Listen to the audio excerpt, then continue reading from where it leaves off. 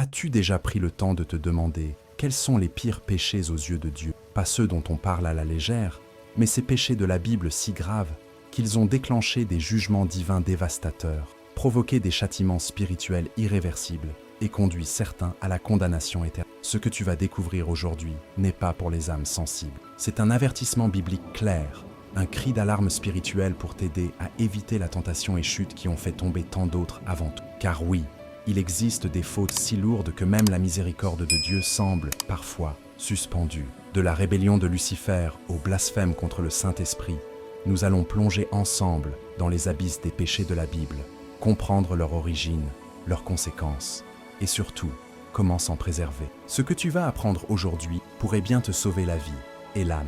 Alors, écoute bien. Beaucoup de personnes qui regardent nos vidéos ne sont pas encore abonnées à cette chaîne. Ne fais pas cette erreur. Abonne-toi dès maintenant et active les notifications pour ne rater aucun de nos prochains contenus. Ici, nous explorons des vérités spirituelles profondes que très peu osent aborder. Et crois-moi, celles qui suivent sont parmi les plus transformantes que tu entendras dans ta vie. Reste bien jusqu'à la fin, car chaque péché que nous allons explorer recèle une leçon spirituelle essentielle, capable de te fortifier dans le combat spirituel quotidien et te conduire vers le salut éternel.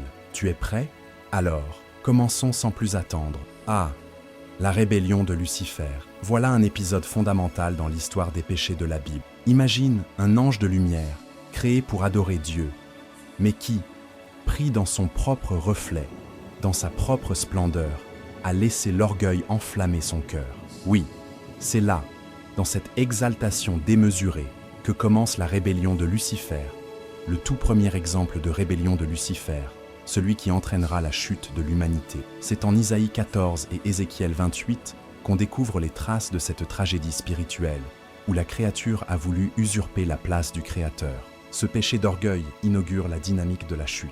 La tentation et la chute deviennent désormais des réalités humaines inéluctables. Ce premier acte de désobéissance n'est pas seulement une histoire ancienne, c'est un avertissement biblique pour tous ceux qui laissent l'orgueil dévorer leur âme. La rébellion de Lucifer démontre combien l'ambition démesurée peut précipiter dans la... En réalité, ce que nous appelons souvent des aspirations personnelles peuvent, sans vigilance, se transformer en péché gravissime, en acte de châtiment spirituel. La rébellion spirituelle n'est jamais anodine. Elle inaugure une cascade de conséquences, affectant le combat spirituel auquel chacun de nous est appelé à participer. Et c'est précisément cette rébellion qui devient l'archétype de toutes les tentations et chutes ultérieures. Lucifer, devenu Satan, s'érige en adversaire permanent de l'œuvre divine, semant le péché originel à travers la tentation d'Adam et Ève.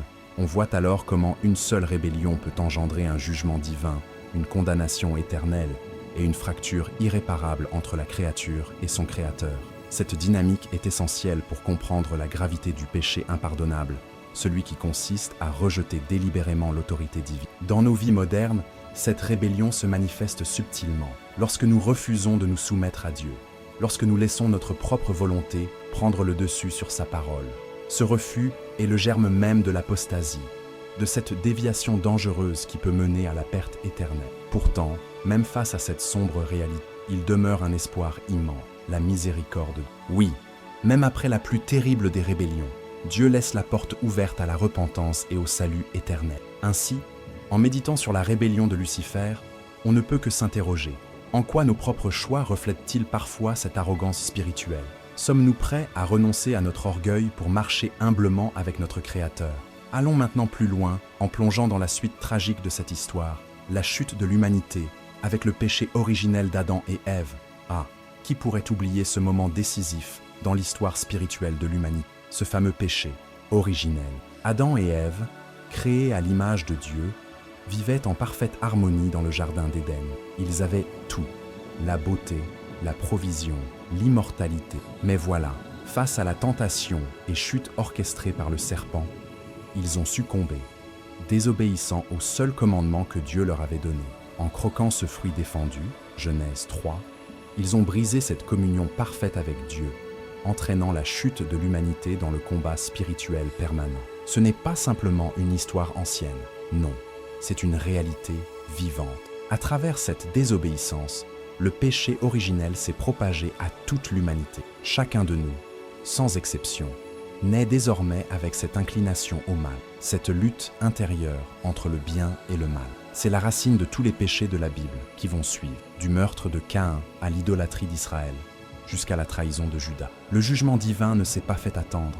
L'expulsion d'Adam et Ève du jardin, la souffrance, la mort physique et surtout, la condamnation éternelle sans l'intervention de la grâce. Mais là encore, la miséricorde de Dieu ne tarde pas à se manifester. Dès ce moment tragique, Dieu annonce déjà la promesse d'un sauveur, celui qui viendra écraser la tête du serpent. Genèse 3,15. Voilà le mystère de la rédemption. Même face au plus grave des péchés de la Bible, Dieu offre un chemin vers le salut éternel. C'est un véritable avertissement biblique. La désobéissance entraîne toujours un châtiment spirituel, mais jamais sans l'espoir de la réconciliation. Dans notre quotidien, combien de fois nous laissons-nous séduire par les fruits défendus de ce monde, que ce soit par la convoitise, l'orgueil ou l'indifférence spirituelle. Chaque choix qui nous éloigne de Dieu nous rapproche de cette même apostasie. C'est pour cela qu'il est vital de cultiver une obéissance sincère et constante, en puisant dans la parole de Dieu, en priant avec ferveur et en restant vigilant face à la fin des temps. Et maintenant, avançons encore dans cette spirale tragique des péchés de la Bible. Après la désobéissance vient le premier crime, le meurtre de Caïn, un acte aussi brutal qu'inimaginable. Allons découvrir ensemble cette prochaine étape du combat spirituel.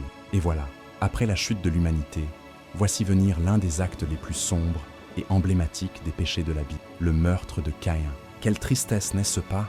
Deux frères, issus des mêmes entrailles, mais dont l'un, rongé par la jalousie et la colère, finira par commettre l'irréparable. Oui, Caïn a tué son frère Abel, non pas par nécessité, mais par pure haine, par incapacité à gérer ce combat spirituel intérieur. Genèse 4. Ce meurtre inaugure ainsi une longue série de violences humaines, marquée par la même tragique dérive. Ce drame est profondément révélateur. Le péché originel n'a pas seulement introduit la désobéissance, mais il a engendré la division, la violence, la rupture des liens les plus sacrés, ceux du sang. Le cri du sang d'Abel, montant vers le ciel, provoque un jugement divin implacable. Caïn est maudit et errant sur la terre. Ce châtiment spirituel illustre bien à quel point Dieu abhorre la haine et l'injustice. Ce récit est un avertissement biblique majeur. La colère non maîtrisée ouvre toujours la porte à la destruction. Dans nos vies modernes, combien de fois la colère nous pousse-t-elle à des gestes ou des paroles destructrices? Peut-être que nous ne commettons pas un meurtre, mais nos rancunes, nos jugements peuvent anéantir des relations et blesser profondément. Voilà pourquoi la Bible nous exhorte constamment à dépasser ces impulsions, à rechercher la miséricorde de Dieu et à vivre dans l'amour et le pardon. Ne pas céder à la tentation et chute, voilà le véritable combat spirituel auquel nous sommes appelés. Ce fratricide est aussi une parabole de la fin des temps, où la haine se multipliera et où l'homme se dressera contre son frère. Jésus lui-même nous met en garde. Quiconque se met en colère contre son frère mérite le jugement. Matthieu 5,22. C'est une invitation pressante à examiner nos propres cœurs, à ne pas tomber dans cette même logique de la mort, de l'apostasie, du rejet de l'amour fraternel. Car derrière chaque acte de haine se cache le spectre du péché impardonnable, celui de rejeter le prochain, et donc, implicitement, Dieu lui-même. Et pourtant, même dans ce sombre tableau, il reste toujours une lueur, la possibilité de la repentance. Dieu a mis un signe sur Caïn, non pour le condamner définitivement, mais pour lui laisser un espace de vie, une chance de revenir à lui. Preuve encore, s'il en fallait, de la miséricorde de Dieu toujours prête à accueillir ceux qui se détournent du mal. Passons maintenant à un autre péché emblématique de la Bible, l'idolâtrie d'Israël, ce terrible abandon du Dieu vivant en faveur de faux dieux. Ah, l'idolâtrie d'Israël, quel triste refrain dans l'histoire des péchés de la Bible. Après tant de miracles, tant de signes de la miséricorde de Dieu, le peuple élu tourne pourtant le dos à son Créateur pour se prosterner devant des œuvres de ses propres mains. Quelle ironie! De l'épisode du veau d'or au pied du Sinaï, Exode 32, au culte honteux à Baal et Astarté, l'histoire d'Israël est marquée par cette tentation et chute répétée. Préférer l'idole au Dieu vivant, l'apparence à l'essence. L'idolâtrie d'Israël est bien plus qu'une trahison. Elle est un adultère spirituel, une infidélité au Dieu qui a scellé une alliance éternelle avec son peuple. Chaque fois qu'Israël s'adonne à l'idolâtrie, un jugement divin s'abat, l'exil, la déportation, la souffrance. Ces châtiments spirituels sont autant de rappels que Dieu est un Dieu jaloux, exigeant une fidélité sans faille. C'est un avertissement biblique crucial. L'apostasie est toujours à la porte quand on cesse de se souvenir des merveilles de Dieu. Mais attention, avant de juger Israël trop sévèrement, interrogeons-nous, ne sommes-nous pas, nous aussi, enclins à l'idolâtrie moderne? Argent, pouvoir, plaisir, autant de faux dieux qui captivent nos cœurs, nous éloignant insidieusement du Christ. L'idolâtrie d'Israël est donc une parabole vivante, un miroir de nos propres errants. Se détacher de Dieu pour embrasser des illusions est l'un des péchés de la Bible les plus sévèrement condamnés, car il brise la relation d'amour et conduit à la condamnation éternelle. Pourtant, à travers ses infidélités successives, Dieu n'a jamais cessé de tendre la main. Par la voix des prophètes, il appelle sans relâche à la repentance. « Revenez à moi de tout votre... » Joël 2. Voilà l'essence même du salut éternel, une invitation permanente à revenir à l'alliance, à abandonner nos idoles et à marcher dans la vérité. Car, au fond, toute l'histoire de l'humanité est un immense combat spirituel entre la fidélité à Dieu et l'attraction des idoles.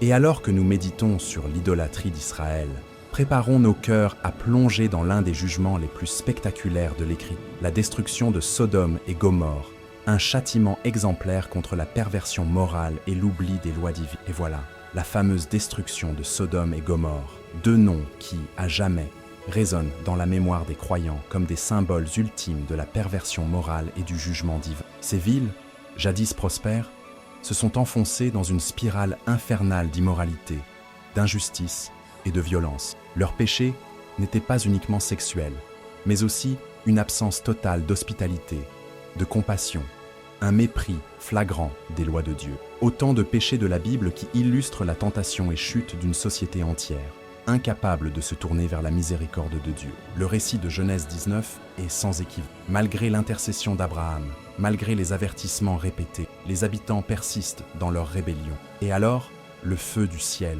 tombe, consumant tout sur son passage. Cette condamnation éternelle est un châtiment spirituel radical, un exemple frappant de la gravité du péché collectif et de ses conséquences irréversibles. C'est un avertissement biblique pour toutes les sociétés. La décadence morale, si elle n'est pas freinée, conduit toujours à la destruction. Mais au-delà du récit antique, la question se pose. Qu'en est-il de nos sociétés modernes? Ne voyons-nous pas les mêmes dérives, la même glorification du vice, la même insouciance face au jugement divin? Sodome et Gomorrhe ne sont pas simplement des ruines archéologiques, elles sont le miroir de notre époque, nous rappelant l'urgence de nous détourner de nos péchés de la Bible pour embrasser le salut éternel offert par la miséricorde. Et même dans ce récit tragique, un détail lumineux surgit, la délivrance de Lot et de sa famille. C'est la preuve que, même au cœur du pire, Dieu sauve ceux qui lui sont fidèles. Voilà le message d'espoir. Dans le combat spirituel, même face à la fin des temps, ceux qui se réfugient en Dieu ne seront jamais abandonnés. Mais attention, la femme de Lot en est le contre-exemple. Un simple regard en arrière, un attachement au péché, et la sanction tombe.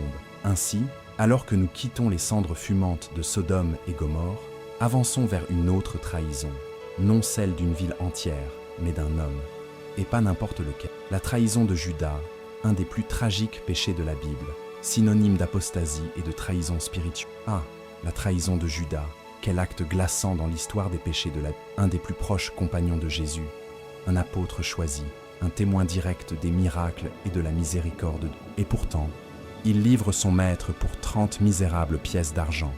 Matthieu 26, 14, 16. Quelle tristesse insondable! Cet acte est l'illustration parfaite du péché d'apostasie. Ce reniement volontaire, cette rupture consciente avec la vérité et l'amour divin. C'est là, dans ce baiser de trahison, que le combat spirituel atteint un paroxysme. La trahison de Judas est bien plus qu'une simple trahison humaine. C'est un avertissement biblique contre la capacité de l'homme à pervertir la confiance, à céder à l'avarice, à la soif de pouvoir ou de sécurité matérielle. Judas, en livrant Jésus, scelle sa propre condamnation éternelle. Et pourtant, que dire de son remords, de sa tentative désespérée de rendre l'argent, de son suicide tragique? Voilà un châtiment spirituel que Judas s'est lui-même infligé, incapable de croire en la miséricorde de Dieu. Et nous, sommes-nous à l'abri de la tentation et chute? Combien de fois, par nos silences, nos compromis, nos lâchetés, trahissons-nous aussi Jésus? Peut-être pas avec des pièces d'argent, mais par notre indifférence, par notre refus de témoigner, par notre complicité silencieuse avec le mal. La trahison de Judas nous interpelle tous, nous rappelant que même ceux qui marchent avec le Christ peuvent, sans vigilance, tomber dans l'apostasie. Mais ce récit tragique est aussi un rappel puissant de la différence entre Judas et Pierre. L'un s'est laissé consumer par la culpabilité sans chercher la miséricorde de Dieu, l'autre a pleuré amèrement, s'est repenti et a trouvé la rédemption. Voilà la clé du salut éternel, la repentance sincère. Il n'est jamais trop tard pour revenir, sauf si l'on refuse obstinément la grâce, sombrant ainsi dans le péché impardonnable. Et alors que nous méditons sur cette trahison, avançons vers le sommet, ou plutôt l'abîme ultime des péchés de la Bible, celui que Jésus lui-même qualifie d'irréversible, le blasphème contre le Saint-Esprit, un acte terrible aux conséquences éternelles. Et nous voilà, face au plus redoutable des péchés de la Bible, le blasphème contre le Saint-Esprit. Jésus lui-même en parle avec une gravité saisissante. Tout péché et tout blasphème seront pardonnés aux hommes, mais le blasphème contre l'Esprit ne sera point pardonné. Matthieu 12, 31, 32. Quelle solennité! Ce péché impardonnable dépasse tous les autres. C'est le rejet délibéré, lucide et obstiné de l'œuvre de Dieu en nous. C'est refuser la miséricorde de Dieu, mépriser la grâce, et ainsi sceller sa propre condamnation éternelle. Mais attention, ce n'est pas une simple parole irréfléchie ou une faiblesse passagère. Non, le blasphème contre le Saint-Esprit est un acte conscient d'apostasie, où l'âme, après avoir connu la vérité, choisit de la renier, de la calomnier. C'est le comble de la tentation et chute, le sommet d'un combat spirituel perdu, où l'endurcissement du cœur devient irréversible. Voilà pourquoi ce péché est si effrayant. Il coupe définitivement l'homme du salut éternel. Et pourtant, ce péché impardonnable est souvent mal compris, générant des peurs injustifiées chez des croyants sincères. Mais que cela soit clair, ceux qui s'inquiètent d'avoir pu commettre ce blasphème ne l'ont certainement pas fait, car l'angoisse spirituelle est déjà le signe que l'Esprit agit encore en eux. En revanche, ceux qui persévèrent dans le mépris et l'apostasie, dans le refus absolu de la grâce, s'exposent à ce jugement divin sans appel. Ce blasphème contre le Saint-Esprit est aussi un avertissement biblique crucial en ces temps troublés, à l'approche de la fin des temps. Les Écritures annoncent une recrudescence de l'impiété, une séduction grandissante, une rébellion massive contre Dieu. Face à cela, notre vigilance est essentielle. Demeurer dans la foi, la prière, l'humilité, toujours ouvert à la miséricorde de Dieu, conscient que le combat spirituel est permanent et vital. Ainsi se clôt cette série des péchés de la Bible, un parcours à la fois terrifiant et éclairant. Mais souvenons-nous, là où le péché abonde, la grâce surabonde. Romains 5, 20. Et il ne tient qu'à nous de choisir la vie, d'accepter la main tendue du Seigneur. Et maintenant, que diriez-vous de faire une pause, de respirer un instant avant de découvrir une introduction percutante qui va donner toute sa force à ce message spirituel? Et toi, parmi tous ces péchés de la Bible que nous venons d'explorer ensemble, lequel t'a le plus interpellé? As-tu déjà ressenti dans ta propre vie ce combat spirituel intense entre la tentation et la fidélité à Dieu? Partage ton expérience ou ton opinion dans les commentaires. J'aimerais vraiment te lire et échanger avec toi. N'oublie pas, abonne-toi à la chaîne et active la cloche de notification pour ne rien manquer de nos prochains contenus. C'est essentiel si tu veux continuer à grandir dans ta foi, à comprendre les avertissements bibliques et à te préparer pour la fin des temps. Et surtout, ne pars pas tout de suite. Regarde la vidéo qui s'affiche à l'écran. Elle te révélera un autre mystère spirituel fascinant, indispensable à ta marche vers le salut. C'était Entre ciel et terre. Que la miséricorde de Dieu t'accompagne à chaque pas. À très bientôt.